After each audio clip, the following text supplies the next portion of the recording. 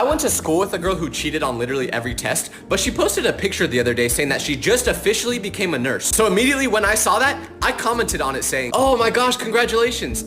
Just out of curiosity, what hospital are you working at?" Then she told me the hospital. But the reason I asked this question at all is because we had a lot of classes together in high school, and I have never seen anyone cheat as much as she did. So I asked what hospital she was at so I can make sure to avoid it. You think if I break a bone, I'm going to a hospital that has a nurse who is in a committed relationship with Quizlet? No shot! If she cheated to get through high school, just imagine what she did to get through nursing school. That's way harder than learning the Pythagorean theorem. I ain't putting my life in her hands. So if you're ever at a hospital in Southern California, beware of Nurse Ellie, because she's probably gonna be asking Siri how to fix you.